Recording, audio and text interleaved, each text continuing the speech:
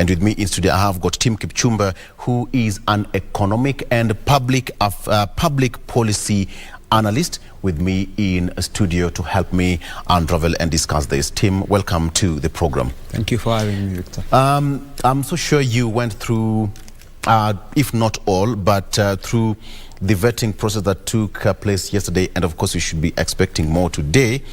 As an economist, and you have all these mouth-watering figures. Let me start with Musalia Mudavadi.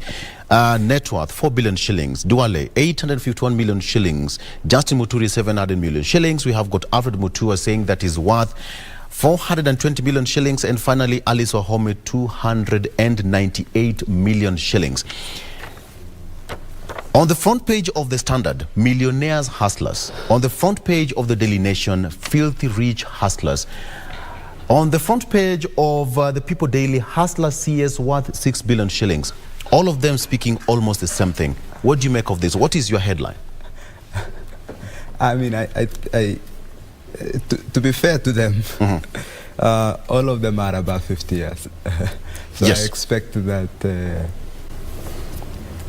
people in honest endeavors may have potentially made money.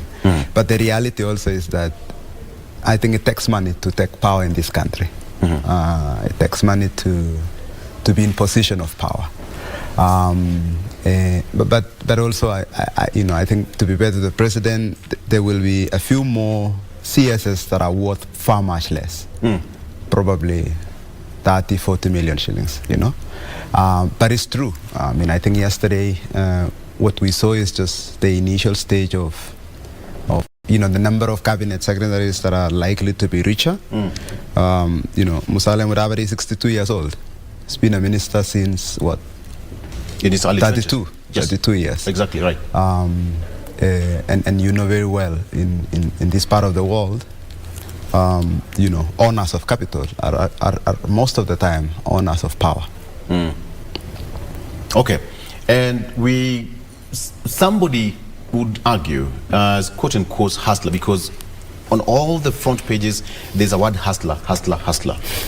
And now people would easily relate with their campaign strategy and the clarion call on who the government is going to belong to. Yes. This government is going to be the hustlers' government. And now, from this particular point, there is a complete departure. I mean, actually not true. I don't think hustler is necessarily very poor. I think hustler is the spirit of grit. It's possible for you, Victor, for me, Tim Kipchumba, to be something if you began from nowhere. The only person who was potentially born in a bit of wealth is Musalia Mudavadi. So if he's worth 4 billion, his father was a minister, you could almost say he's not the true hustler. But everyone else there has had to work their way up. Yes. Alice Wahome, lawyer, tough politician, Justin Muturi, 66 years old, the oldest of them all. So I think the spirit of hustler is that everyone can be something. I think that's the whole point, Victor, is that you don't need to be born to wealth and riches for you to amount to something. Yes. And I think that's a really good spirit. It's a spirit of can do. It's a spirit that you can be something. I mean, Alfred Mutua, 52 years, already governor, author, now a cabinet secretary. People might say he's a latecomer, he might be one of the luckiest guys, but then, it just tells you he's not a son to anyone. So I think that's actually a good thing, that out of the 4 nominees, there's only one person that you could say he was born in wealth, as it were, which is the former, Vice President of the Republic of Kenya, Musalia Mudavadi. Yeah. Let me get your point. What do you make of the framing of the questions yesterday, if you perhaps listened to what was happening at the county hall? Clearly, I expect the nominees to pass, to be honest, but of course the questions were related to net worth, wealth, how you acquire the wealth, if they have experience. And a great portion of the questions, honestly, is really is to have conversations about the people that the president has already decided is going to bring them on board. The president already has, majority in both houses. So most likely, the vetting committee will approve any nominee that it comes. But I think having open conversations as a country about who those people are, what they bring on, what they bring forth for the country, questioning their sources of wealth, speaking to integrity and honest patriotism. I think it's a good conversation. I mean, as to whether there might be any significant change, I very much doubt it, because by the time you get, honestly, by the time the nominees are sent to the president, they've already been cleared. And there's some sense of trust from the high office. Yeah, not just that, it's that they've already been cleared. I mean, already the president has a brief on all the nominees a month ago. Already. I mean, whether it's NSIS, whether it's Kenya Revenue Authority, whether it's EAC, what we're really doing now is, get people to know and get Parliament involved. And if Parliament finds reasons that show that, there might be evidence that might not have been available to the president, or then it can come to fore. But I don't expect that there will be significant change. I mean, already those nominees will most likely pass. But I think the question... In other words, you're trying to say that this is just but an exercise. Because I think a great portion of the work has already been done. Public relations. Not just public relations. I think it's part of consultation. The president is a politician. Okay, the president is a politician. And in ancient Greek, the word politeia is the affairs of the state. So, and you will notice that almost all his cabinet secretaries were politicians. Yeah. Because his background is politics, and he says the people that truly understand the aspirations of the country are the people that are speaking to those people. Because sometimes you find professionals, and sometimes professionals may have a certain narrow mindset that might not necessarily speak to the aspirations of the people. But then, so yeah, I think, I mean, to your question, I mean, the questions were around integrity, the questions were speaking to the capacity of the questions were relating to the constitutionality of some of the offices. Prime, the office of Prime Secretary and Prime Minister. Yes. As to the constitutionality of that office, I think the questions were they were reasonably good. I think they were actually tough in some cases. You saw Mutua. You might have seen Ali's question about that temperament.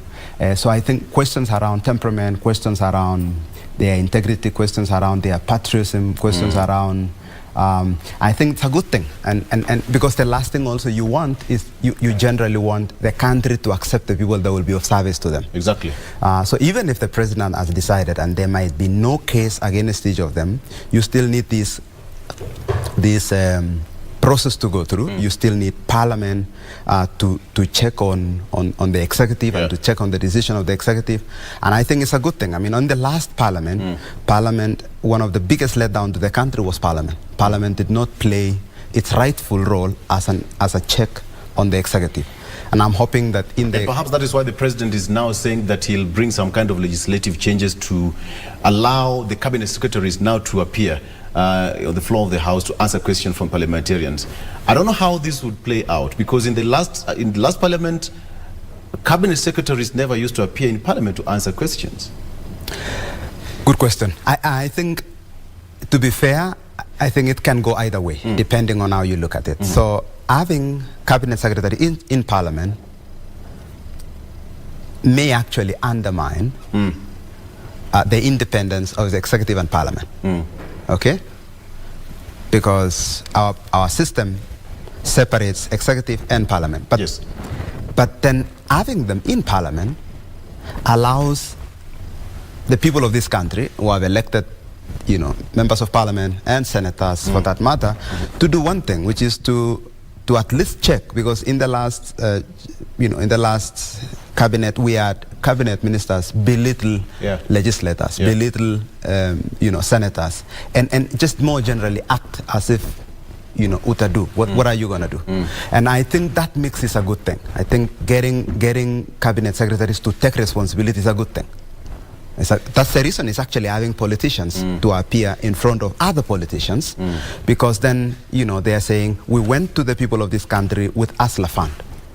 We went to the people of this country with the idea that we want to improve the well-being of the young people of this country. What are you doing about it? So getting cabinet secretaries to take political responsibility, I think is a very good thing, at least for the president, and for accountability for those cabinet secretaries. Because what we saw in the last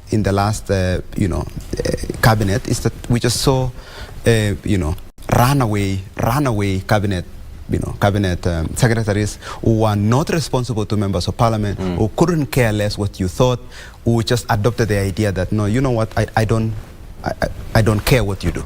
And I think it's a good thing. So you can easily say it might interfere with the independence of the Republic of, it might interfere with, the independence between executive and parliament, but also it might bring a bit more accountability, especially at the time when the president needs as many of his cabinet secretaries to take political responsibility for the political promises that they have made. I expect, for instance, that Honorable Chelugui will have to answer to, say, the Asla Fund.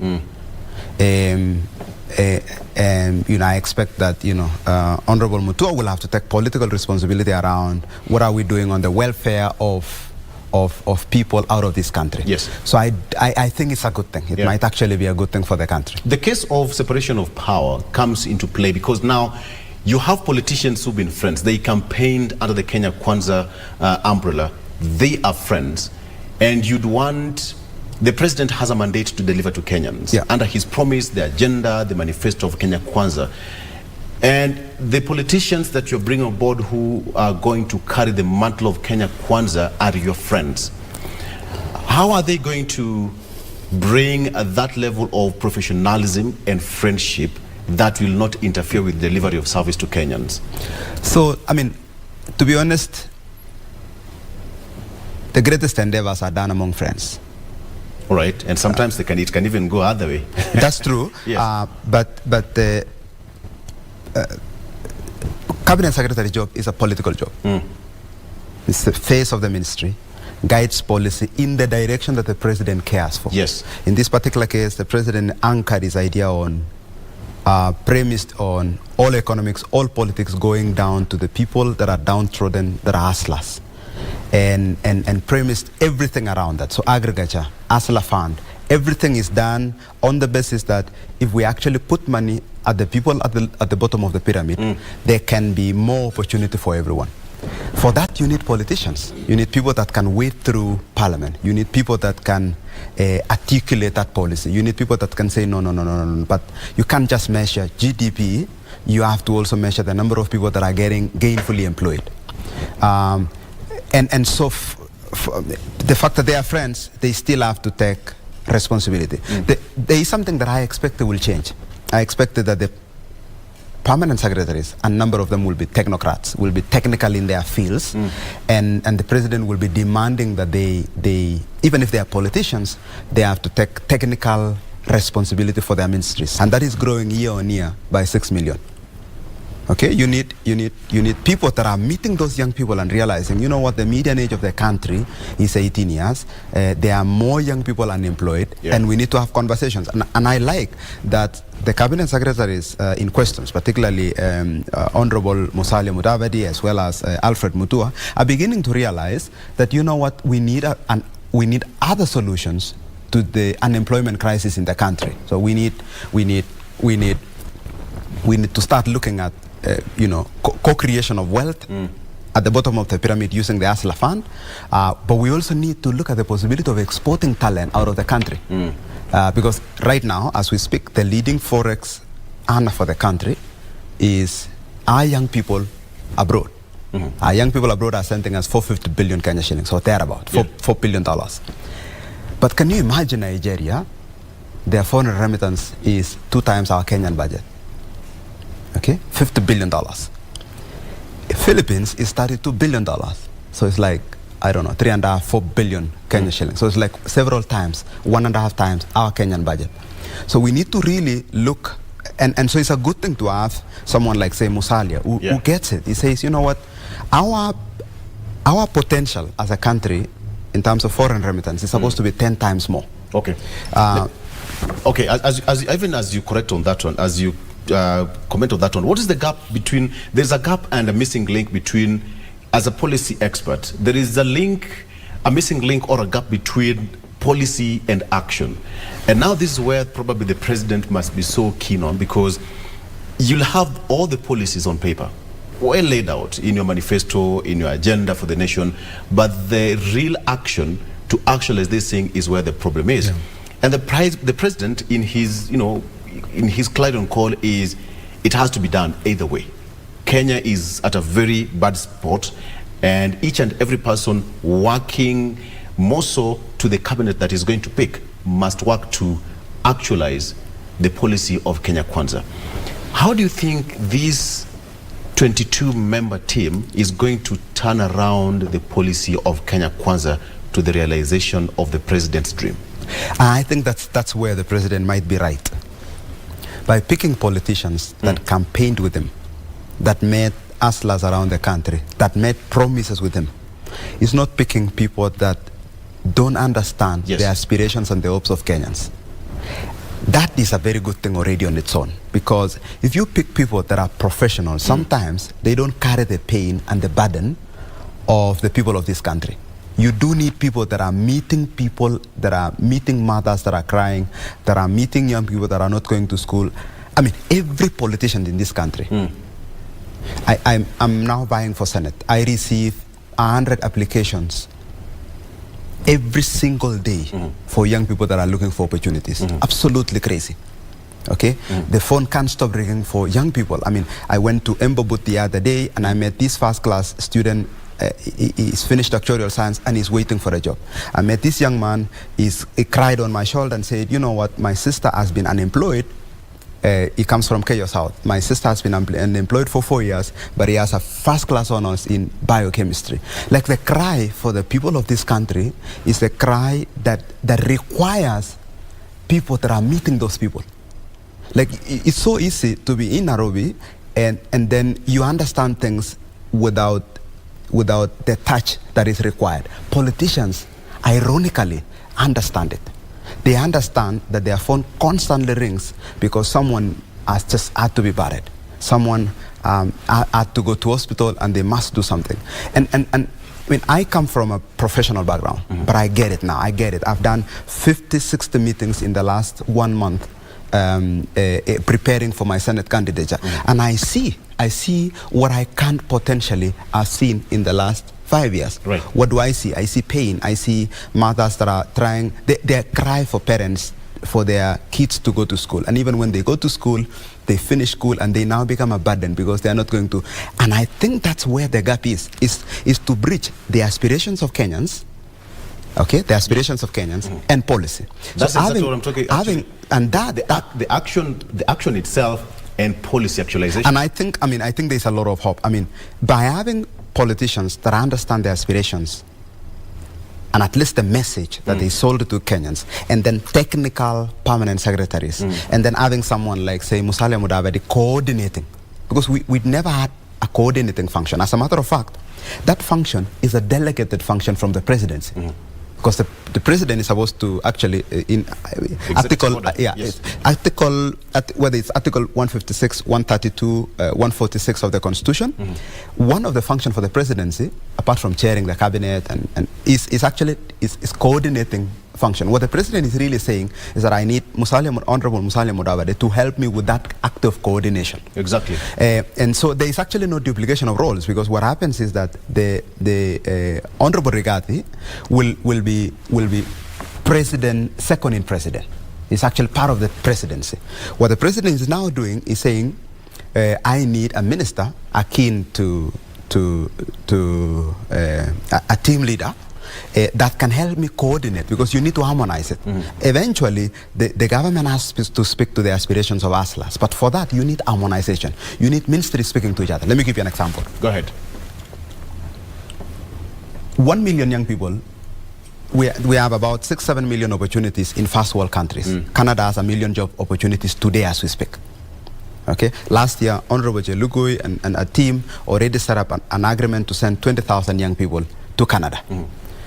But it's so difficult to send those young people to Canada today. Why? Because you need a legislative framework across five ministries. Yeah. You must have foreign affairs, diaspora, Ministry of Youth, Ministry of Labor, because it's a labor component, and we're having a discussion around that, and Ministry of Internal Security. Why?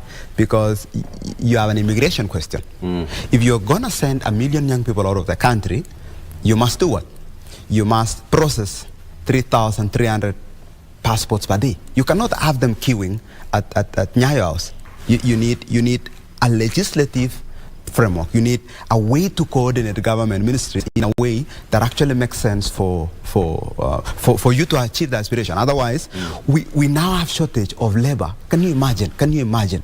We have a labor shortage in Canada of 1 million. Last year, they employed 400,000 people, immigrants. 200,000 of those, they were Indians. Nigerians took a number of people. If you compare us with Nigeria, with all due respect to Indians and Nigerians, we are better people as a country. We speak better English. We are likely to be more adaptable. We have, our education is still fantastic. We might be considered, our demeanor might be considered closer to Canadians, for instance. But we need a way to coordinate government functions so we can send as many young people out of the continent, but also so we can do other things, so we can get Asla Fund working. Okay. So there is this aspect of service delivery, and this is even in the county, that is the commandate of every administration to deliver services to Mwananchi. Right now we have devolved units, from the county assemblies up to the national government. Yes. But there is that aspect of status quo. Somebody will say, we are coming into government, but we are going to follow how government operates, all right? But then now here comes a situation where the president will have to do some things differently, not some things, but do things differently. Yeah, absolutely. Exactly, to deliver to Kenyans. How will this cabinet run away from the issue of the status quo and make sure that that word service delivery is positive? Absolutely. I think we are lucky. We are lucky in the sense that the president is hands-on. I mean, the president keeps time, the president reads the minutes, the cabinet meetings will be chaired. I don't think we'll have a situation like we happened where we had, one of the singular role of a president is to chair cabinet. Yeah. The fact that we had, say, Honorable President Uhuru Kenyatta not chair cabinet for 2 years is unheard of. But so at least that's one thing that has already happened, that the president, the choice of the president already is a good thing for the country. But the other thing is embedding technology. Okay? If you look at, say, Asla Fund, I saw the Star make criticism saying that the president made an about turn. That's absolutely not true. I tell you why. Private sector, loans to private sector is only 10%. We need more loans to private sector. Like 50 billion shillings is nothing. I'm telling now young people in Elgeyo Marakwet and women and men to get together and form circles and form groups. They're going to get a share of the fund. But 50 billion is just a tiny speck of what the country needs. Like we have not even gotten to the days of corporate. So pre-corporate days, the loans to private sector was around 20%. Like we are halfway there. 10% of our loans has gone to private sector. We need more money to private sector. But not just that, is that even if Asla Fund charges 12%, they're not charging 12%, they're only charging 10%. It would still be the lowest cost of money to the country. Why? Because government is borrowing at 12%. So if they actually give it to us, forget even at 10%, at 12%, it will be a fantastic thing, because the problem is not the cost of money in this country, it's availability. We don't have money. Like you, Victor, today, if you needed money and you qualify, you may never get it. So the problem, that's the reason our young people in this country are paying double. Like if you bought a border today, if you're paying say 130,000 shillings, your cost of money might end up becoming 100%. I'm sure 300%. Okay. Yeah. So the problem is not even the cost of money; it's the availability of money that we need to worry about. But to answer your question, I think that having an hands-on president, embedding technologies. What I was going to tell you is that there are 22,000 cooperatives in the country. Okay. Yes. There are 14 million members for the SACCO. Okay. The SACCO movement in Africa is ranked number 1. Our SACCO movement. We have, contribution of SACCOs to national savings around 35%.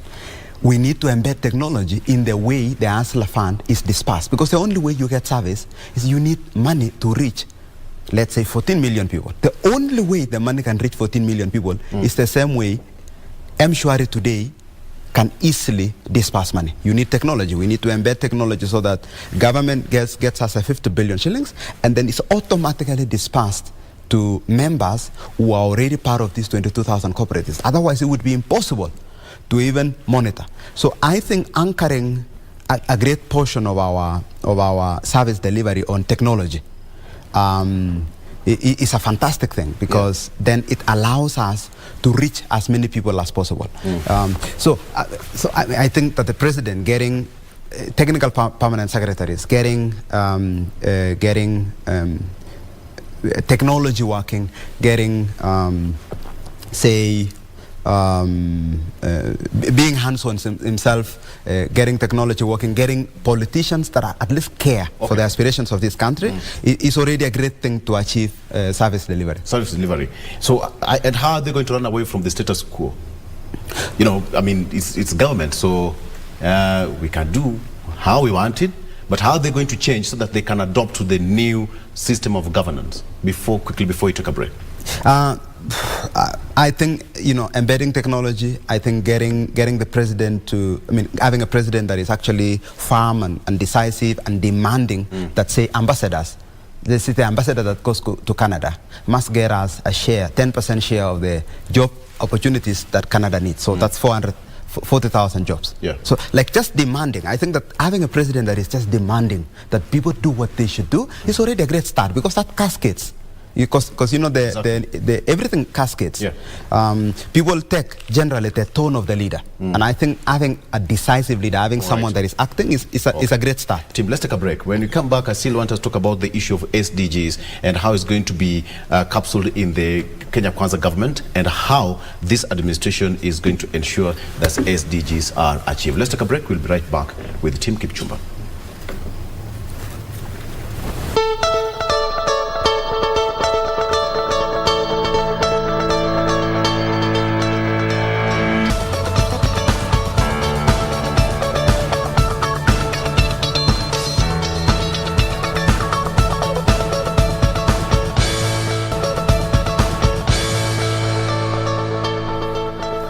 Welcome back, and our discussion is still here with Tim Kipchumba, who is economic and public policy expert. Let's talk about, we're still trying to understand how this new government is going to shape up, because everything is still upside down, so to speak. The president is still operating on a caretaker cabinet to run the affairs of the country. So let's talk about the issues of SDGs. We know what SDGs are, healthcare, and what have you. But what do you think the current administration will do to achieve the SDGs? Because time is running out. That's true. And we have to achieve them.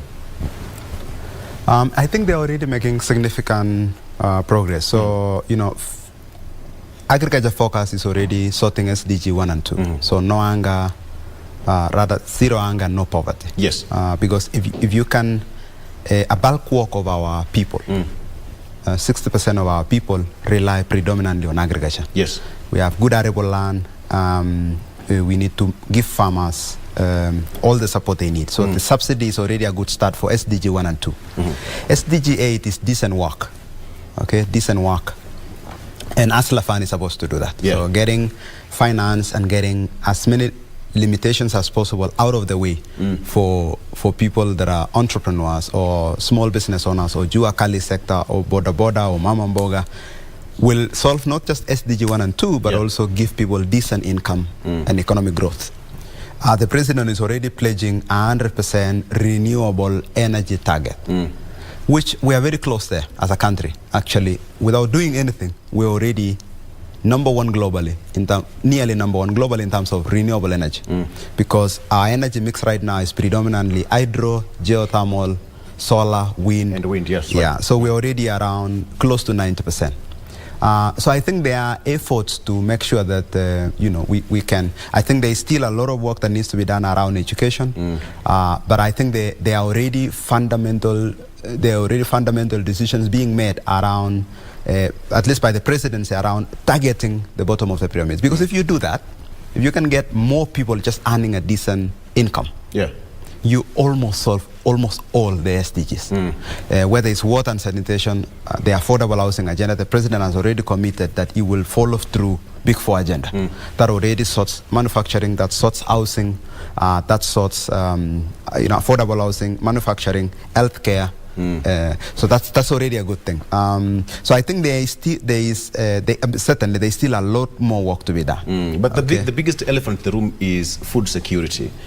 And when you talk about SDG, food security is there, and it lies quite open that it has to be achieved nonetheless.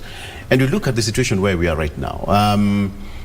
Some would argue that Kenyans, we depend on rain-fed agriculture, and the president is trying to run away from that kind of mentality, that it doesn't have to be rain-fed, because as we are, the country is seriously affected by drought. Based on what we've seen even on the front page of the Star newspaper, people are suffering from Kwale to even part of Kajiado County, just across borders here. You would imagine that the issue of food security is going to take center stage. But with the new administration coming in, what do you think are some of the quick, immediate remedies that the new administration and the cabinet should make sure that they tackle to achieve that food security as fast as possible? Good question. I think it's a really complex question, but I think what the president has already done around fertilizer subsidy is a good start. Okay, I think we need to look into mechanization and large-scale agriculture, because Africa globally, Africa uses 15 times less mechanization in agriculture as compared to countries like America. So we do need to mechanize agriculture, but the problem with that is that takes a little bit of time. It takes time to actually embed mechanization, and you have to get large land holdings. In the US, farmers are less than 5% of the population. Okay, and it's normally subsidized. It's a subsidized part of the economy. So I think using technology to make sure that farmers get information, farmers get support, all the extension support that they need. I think that will go a long way to make sure that we can be a food secure country. And potentially not just solve hunger, SDG 1 and 2, but also get people income that they actually, so we can also get people income. Because I think the cry of many people in this country, even for teachers, even for, ECD teachers, even for police people, is that our cost of living has gone so high, but the income is not matching. Imagine you're an ECD teacher in Elgeyo Marakwet County. You earn 10,000 shillings. That's not enough to do anything meaningful. So I think that if we can mechanize agriculture, if we can use technology, if we can give farmers extension services, if we can follow through with the subsidy for agriculture, I think that can potentially help us get closer to becoming a food secure country. Because it's true what you say. We are a net importer of wheat. We are a net importer of maize. And yet on the other side, we lose a lot of potatoes. Like nearly a significant chunk of our potatoes in this country is always lost. And so, supply chain linkages, figuring out how to get goods from farm to produce. Because at a time when Kenyans are having hunger, we have excess produce in parts of this country. So, and part of that can be solved potentially with infrastructure. Part of that can be solved with market information, knowing that families in, say, Lodwar or families in Kwale need potatoes, and therefore we can get those potatoes out of, say, Elgeyo Marakwet County to those places is very valuable. And I think the president in his speech has alluded to the need for us to use technology to make sure that we can ease out supply chain. Absolutely. Do you think there's some things that the current administration can borrow from the past regime?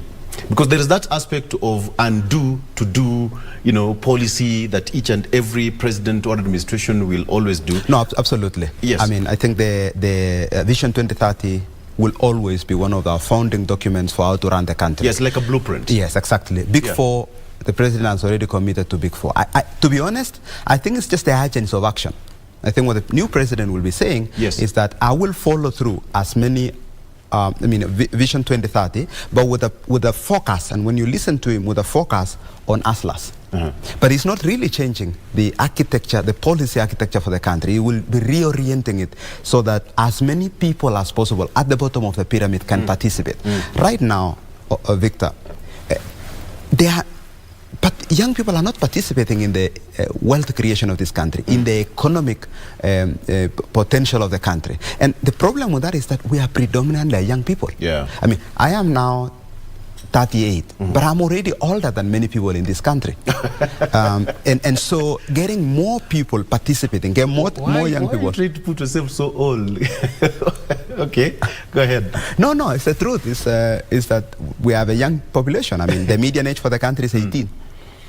So we need 18-year-olds participating. We need 25-year-olds participating. We need 30-year-olds participating. But right now, they are not participating. I mean, if you have unemployment, youth unemployment, I don't know, 40%, that's bad. It means that those young people, we are robbed of their potential. We are robbed of their contribution to the economy. And so I think the ASLA spirit is not just like, ASLA. It's how can we get more young people to meaningfully participate in achieving their potential and helping us achieve the potential for the country. I think that's the real spirit.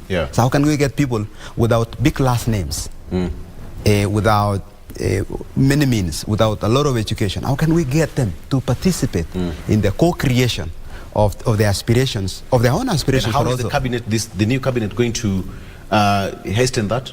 So I think that, I think that the position for the Prime Secretary is a good thing because of the coordination. Because sometimes you need to avoid duplication, but you also need to ease communication. I think that technical cabinet secretary, technical permanent secretaries will help. I think that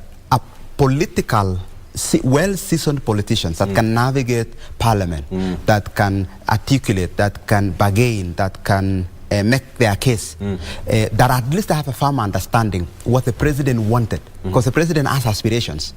And to be fair to him, we need to give him the cabinet that he wants. Otherwise, in 5 years from now, we will say we have rejected his cabinet, and he will have a valid reason to say, but I wanted these people because they understood the aspirations of the people, and you didn't give me those people, so what did you want me to do? So to be honest, we should give him the cabinet that he wants, because it allows us to say, you know what, Mr. President, you wanted a cabinet that you can rally on your ASLA vision and mission. We gave you the cabinet. And then finally, I think we can't run away from technology. We need to use technology to assist and service delivery. But so the spirit of undo to do you think the president should undo certain things that were done in the past regime for him to do what is in the current regime? Absolutely. I mean, the president has to undo our the prevalent what can you do mentality that happened. The contempt for court, the contempt for rule of law. The president, even in the way consultation. In the last 5 years, we saw much less consultation. It was very limited consultation. What the president is actually doing is having a lot of consultative meetings, because you can't run the country without having meetings, without having sessions, without listening to views, because that allows you, it enriches your ability to understand what you need, what I need. But Tim, let me just ask this way. Let me be a devil's advocate. Sure. You'll have as many as cabinet meetings on end every day at 7. other radical ideas. I mean, radical ideas like this. Yes. Philippines today, their largest source of income is the young people that they send out of the country. My idea to the president, if he was listening today, is very simple. Create power. Of course he's listening. He's watching. Create power, which is presidential overseas workers employment response. Let's just send 1 million young people out of this country to take jobs in Canada, Finland. Let's create a legislative agenda to make sure that they are safe wherever they go. Let's use technology to match demand abroad for skills and supply in Kenya. Let's create a legislative agenda to do what? To make sure that we have collaborative engagements. That immediately can get us 1 million jobs. But then, you know, talent expatriation, and we need to create our own here. No, we need to do both, because we have 9 million. That will lead to a country having a brain drain. No, absolutely not. That was true in 1990s. No, today, even right now. Today we happily need brain drain. We need brain drain right now. Come on, team. We need brain drain. Why? Because we have 9 million young people that need jobs. The economy cannot grow fast enough to absorb those 9. We need to do something urgently, even as we grow the local economy, which will take a little bit of time. We need to get our young people, because right now, look at the numbers. The leading source of revenue in the country is our young people working abroad. Exactly. Because we're not a manufacturing country. We don't have a lot of minerals that we are doing anything.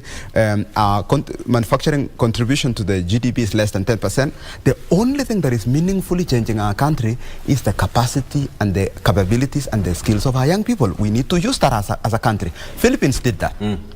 They have a program and they call it modern day heroes. They say that their modern day heroes are the young people that leave their country to work abroad. And they send 35% of the revenue of the country to Philippines. How much? $30 billion. That's a very good thing. So I think we need to be radical in the way we look at how can we create opportunity. How can we create opportunity? How can we make it possible for you, Victor, if you wanted to be whatever you can be in this country, you can be? That's the real question. As we come to a close, let me ask you, assume you're sitting in the cabinet or the technical committee or the president, the advisory committee of the president, or let's come down to County Hall. What would be your probably 1, 2, or 3 questions that you'd put across to those nominees or even to the president to put forward to jumpstart this country moving forward? How are we getting young people engaged, meaningfully engaged in everything that we are doing? How can we make sure we can use existing legislation and new legislation to make sure that we can get young people business? How can we use the Procurement Act to make sure that young people can get a 30% share of any portion of capital expenditure or any expenditure? Because right now the law is there, but we need to follow through. We need to make sure that young people are supplying government, young people are servicing government, young people. So the real question I would ask is, how can we get young people meaningfully engaged in earning income and contributing to our country? Yes. And how can we get more people to have money in their pockets? Because that's the real question. What we just want is we want a better life. But the only way to get a better life is if we are meaningfully engaged and